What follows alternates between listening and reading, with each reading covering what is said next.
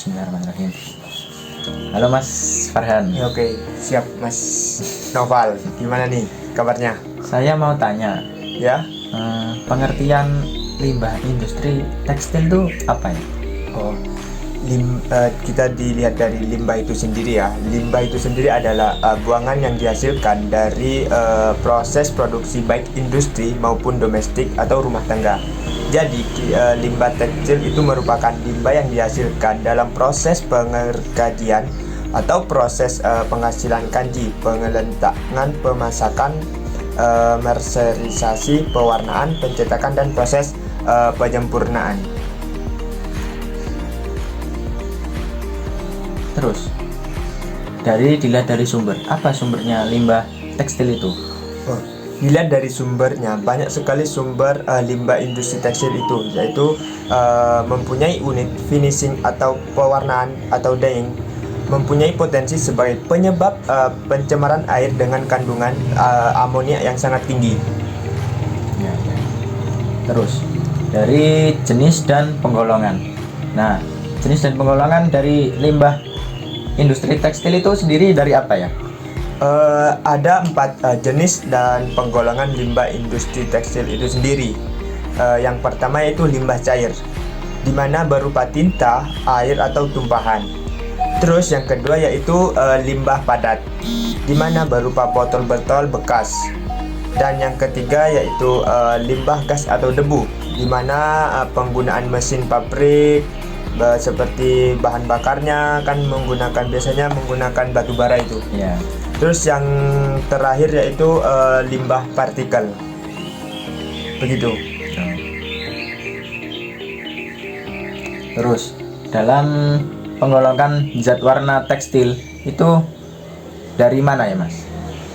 Untuk penggolongan zat warna pada industri tekstil itu menurut sumbernya diperoleh yaitu zat warna alam dan zat warna sintesis, di mana zat warna alam itu dihasilkan dari alam itu sendiri, sedangkan untuk yang sintesis kita membuat. Dan yang kedua yaitu zat warna reaktif, di mana zat warna reaktif itu zat warna yang memerlukan zat-zat pembantu supaya didapatkan mewarnai serat. Terus yang ketiga yaitu zat warna substansi, di mana zat warna substansi ini yaitu zat warna yang langsung dapat mewarnai serat. Yang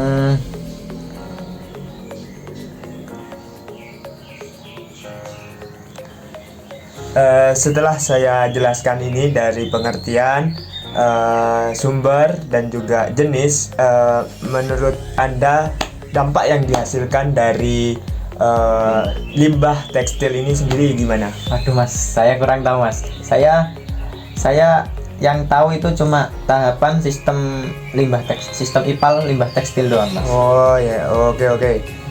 Ya gimana pertama pengolahan limbah tekstil itu sendiri? Nah, yang pertama kali ya Mas, tahapan sistem IPAL di pabrik tekstil terdiri dari beberapa langkah.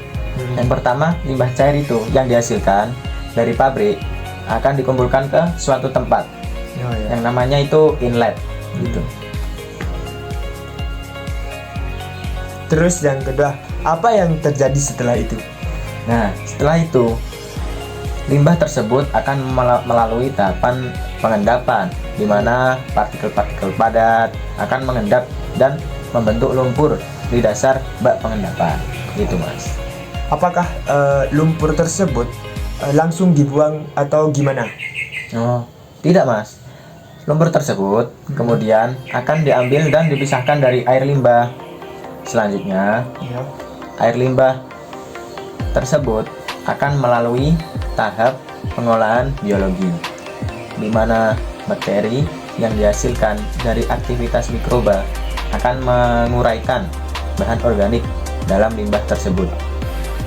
Berarti menggunakan bakteri ya? Ya, di dalam air, namanya itu aerasi biologi. Oh ya, oke.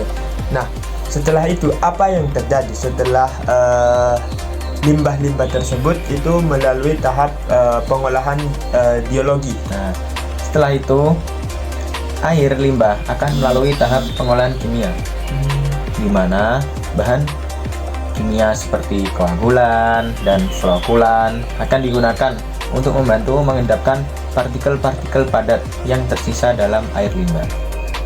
Begitu ya. Terus selanjutnya apa yang terjadi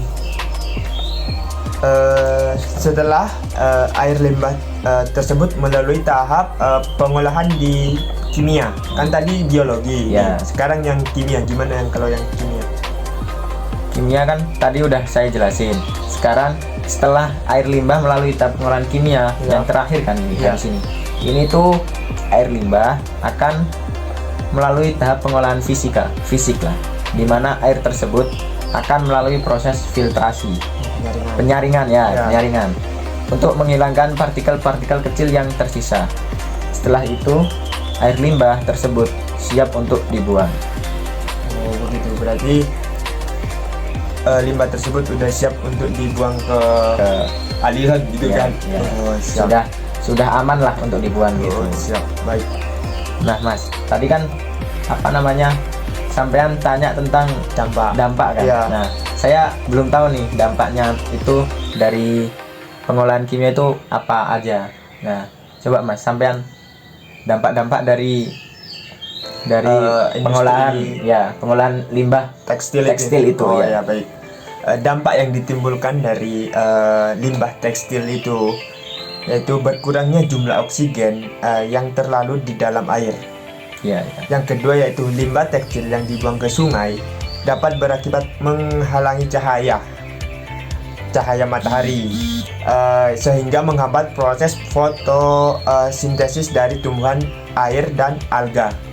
Dan yang ketiga yaitu deterjen yang digunakan untuk proses pencucian. Biasanya nih ibu-ibu nih cuci di sungai. Ibu biasa ya. Ya itu zat warna pada tekstil sangat sukar diuraikan oleh bakteri sehingga akan tetap aktif untuk jangka waktu yang sangat lama itu. Terus selanjutnya yaitu penggunaan deterjen secara besar-besaran juga mengakibatkan senyawa fosfat pada air berlebih. Oh. Terus pertumbuhan ganggang dan eceng gondok yang tidak terkendali menyebabkan permukaan air danau itu atau sungai tertutup. Biasanya tuh ada kan tumbuhan di eceng air gondok. itu eceng gondok. Berarti Nah. kebanyakan deterjen. Itu. Terus yang terakhir itu tumbuhan air atau eceng gondok dan ganggang yang mati membawa akibat proses pembusukan tumbuhan ini akan menghabiskan persediaan oksigen. Jadi kalau eceng gondoknya juga tidak ada misal, nah pasokan oksigennya itu berkurang. Oh gitu. Ya, Siap. Berarti makanya dari dampak yang ditimbulkan itu harus ada tahapan sistem IPAL. nah ya biar tidak mencemari lah lingkungan mencemari gitu. lingkungan. Oh gitu Mas. Ya. Oh terima kasih Mas Ya atas sama-sama. penjelasannya. Oh, terima kasih Mas. Ya, Siap. Assalamualaikum. Waalaikumsalam.